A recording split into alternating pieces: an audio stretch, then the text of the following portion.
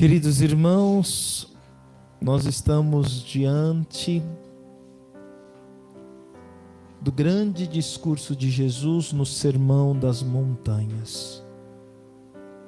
Como eu já disse na semana passada, que se a Bíblia inteira fosse consumida pelo fogo, não existisse mais nada para ler, mas restasse somente estas páginas do capítulo 5, 6 e 7 de São Mateus, bastaria para entendermos o plano e o projeto de vida de Cristo para cada um de nós. Nós ainda estamos no capítulo 5 de São Mateus, dos versículos 43 e 48. Estamos ainda no início. Ainda tem o capítulo 6 e o 7. E aqui eu gostaria de ler e comentar tudo que tem aqui, porque é muito forte e muito contundente, muito importante para a nossa vida. Primeira coisa, eu queria que nós pudéssemos relembrar aquilo que disse Jesus, que ele não ia tirar uma só vírgula da lei de Deus, nenhum só iota, nenhuma só vírgula, nenhum só ponto daquilo que é a palavra de Deus. E nosso Senhor, ele faz menção à palavra de Deus. E como eu já falei por várias vezes, a coisa mais linda de ler a Bíblia é enxergar e ler aquilo que não está na superfície, nas letras, mas aquilo que está no escondido. Então, te convido a dar um mergulho agora na palavra de Deus, realmente a se debruçar na palavra de Deus. A palavra de Deus começa dizendo assim, Jesus dizendo aos seus discípulos, o mesmo discurso de ontem, é um discurso para quem quer ser de Deus, para quem quer seguir um discipulado fiel com o nosso Senhor. Vós ouvistes o que foi dito, aquilo que estava na lei e nos profetas, aquilo que era a palavra de Deus. Amarás o teu próximo e odiarás o teu inimigo. Eu, porém, vos digo, amai os vossos inimigos e rezai por aqueles que vos perseguem. Espera aí. A palavra de Deus diz, amai o teu próximo e odiarás teu inimigo. E aqui Jesus coloca uma contraposição. Amai os vossos inimigos. Como? Ele não vai mudar uma só letra daquilo da palavra. Então aqui nós já achamos uma aparente contradição. Mas por que Jesus pede para amarmos os inimigos? Esse é o ponto-chave, esse é o segredo dessa leitura de hoje. Porque Deus,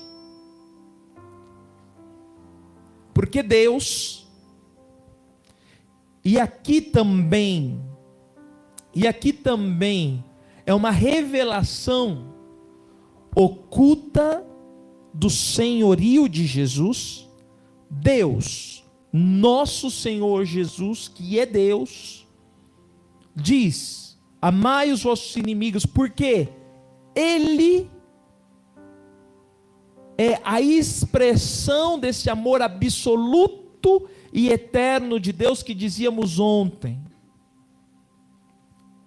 E porque Deus assim quis que amássemos os inimigos, porque Jesus, pela redenção e salvação das almas, Ele deu a nós, Deus deu a nós aquilo que Ele tinha de mais precioso, o seu Filho unigênito, que foi dado ao mundo para a salvação e o resgate do mundo.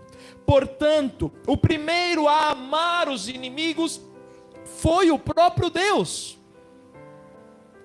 Tanto que na cruz, quando Jesus fecha os olhos para este mundo, diz que ele foi à mansão dos mortos, aos infernos, E ali, como dizia uma grande tradição da igreja, uma leitura dos primeiros padres, ele foi resgatar o primeiro homem afastado, condenado pela desobediência de Deus. Ele foi ao resgate daquele homem, ele foi salvar aquele homem que estava na mansão dos mortos, que foi o inimigo de Deus, que quebrou com o plano de Deus, que fez para que a humanidade fosse imaculada, perfeita, santa e irrepreensível, um povo eleito que caminhava no seu jardim, mas por causa da corrupção, da ruptura, do pecado do homem, isso foi quebrado, foi quebrada a aliança, e nós por herança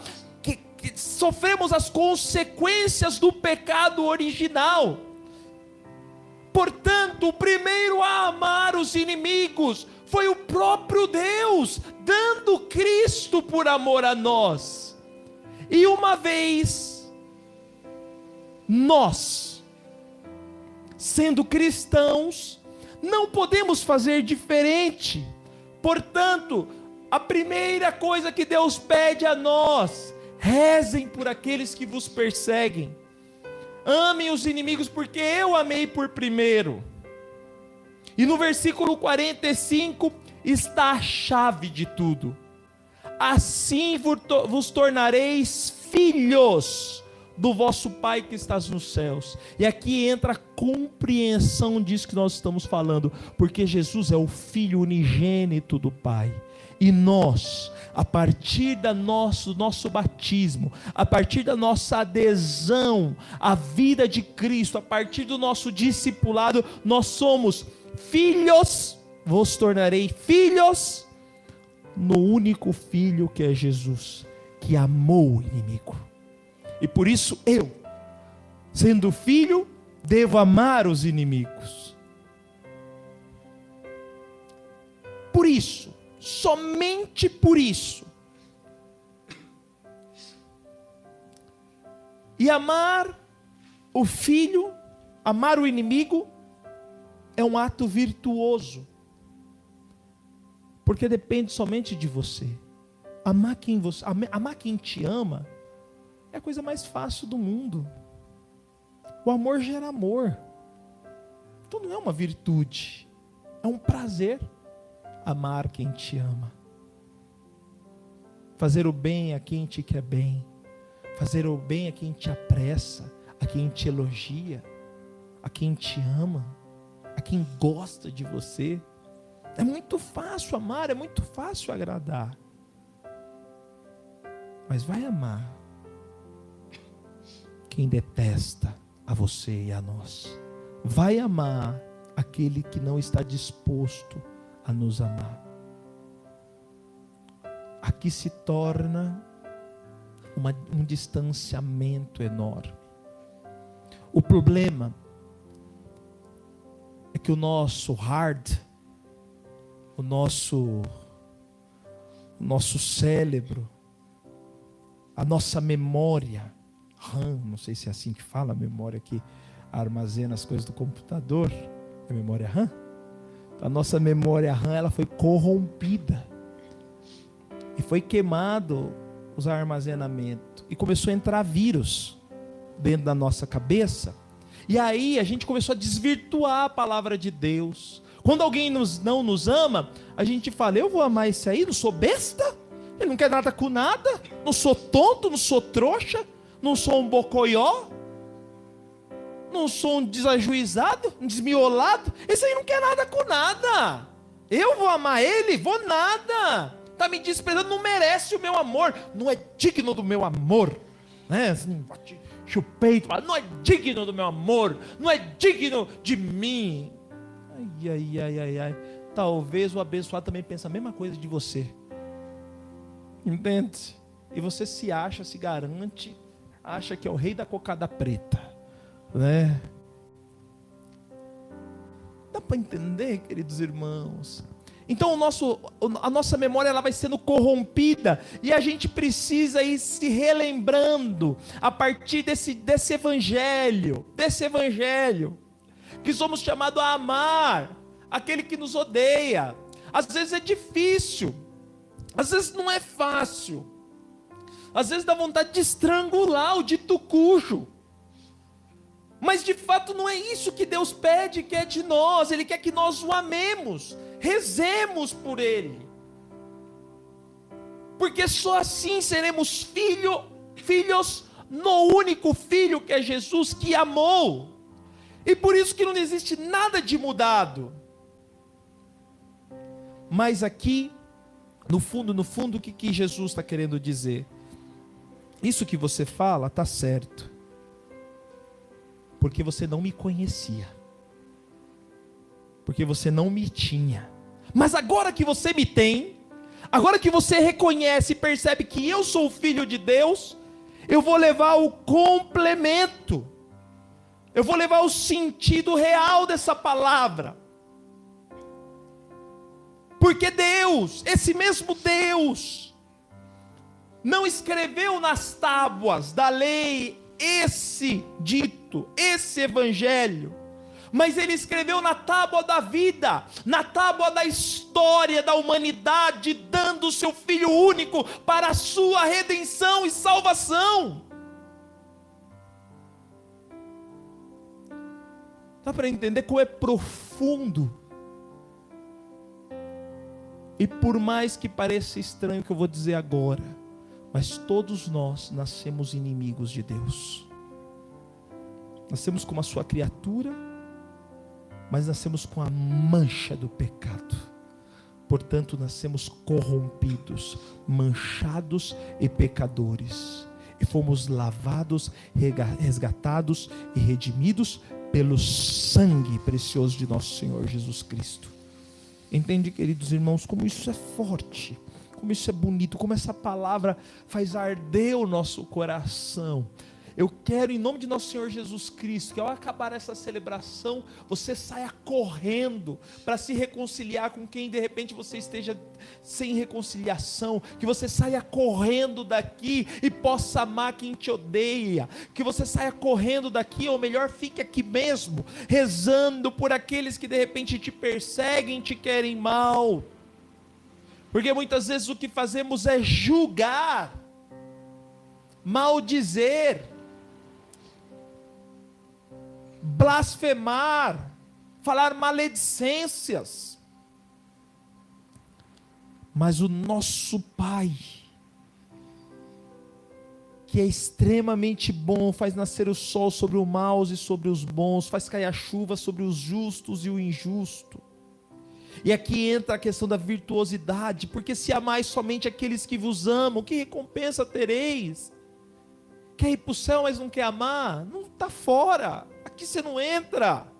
Os cobradores de impostos não fazem a mesma coisa, entende? Os bandidos, ladrão, os vida louca também fazem a mesma coisa. Você é brother quando você está correndo comigo, quando você não está correndo comigo. Agora a justiça é humana, agora você se tornou meu adversário, e você está na minha mira, e para mim te matar não precisa muito.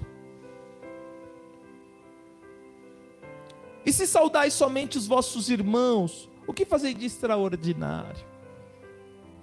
Como é bonito, quantas pessoas você vê que nem conhece, vai sair na rua, oh, tudo bom, você vai nos interiores aí da vida, né, nas cidades pequenas, todo mundo cumprimenta todo mundo, até mesmo você que é visitante, opa, boa tarde, se conhece, sabe o nome? Ô, seu Zé, boa tarde.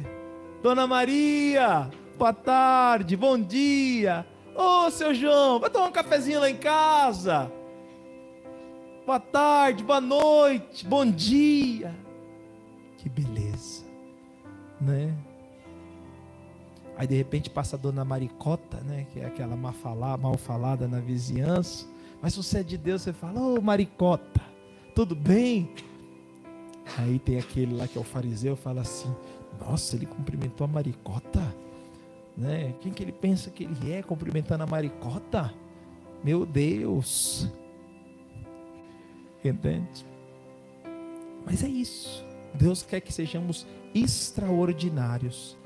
Se saudais somente os vossos irmãos, o que fazeis de extraordinário?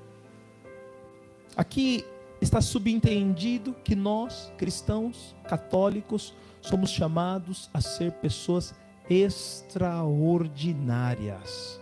Se for para ser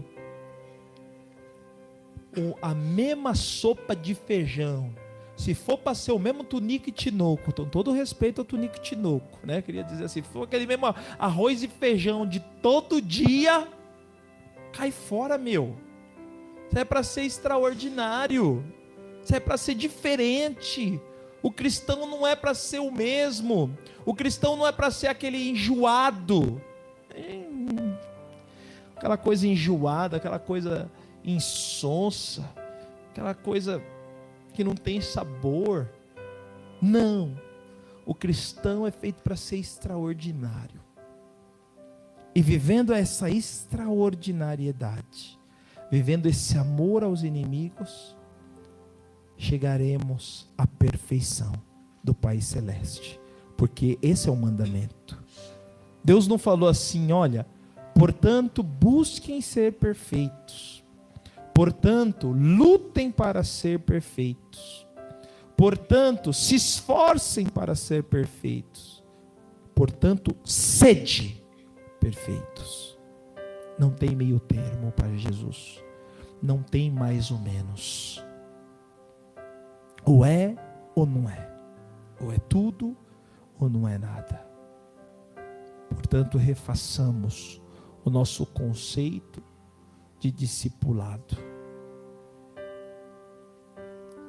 e nos esforcemos para amar segundo o coração de Deus, que deu o seu Filho unigênito para salvar o mundo corrompido. E agora Jesus, ele quer restaurar o nosso hard aqui, a nossa memória, para que voltemos a ser aquilo que Ele quer de cada um de nós. Deixa Ele implantar em nós o seu sonho, o teu desejo. Porque quando Ele nos fez, assim como quando você compra um computador, que já vem lá o pacote Office, que já vem lá algumas coisas, que faz parte do computador, do celular, assim nós também, na nossa essência, antes de Adão e Eva, porque nosso Senhor pensou a nós antes da criação do mundo, assim diz a palavra em Colossenses. Antes de formar o mundo, Deus já pensou em nós e Deus já sonhou conosco. Portanto, Ele já colocou em nós a semente da eternidade e a capacidade de amar os inimigos e a capacidade de viver o extraordinário dele em nossas vidas. Amém, queridos irmãos? Que essa palavra realmente possa aquecer intensamente o nosso coração e a nossa alma. Que nós possamos ser cheios de amor para doar, sobretudo aqueles que nos odeiam e não nos amam. Assim seja. Amém.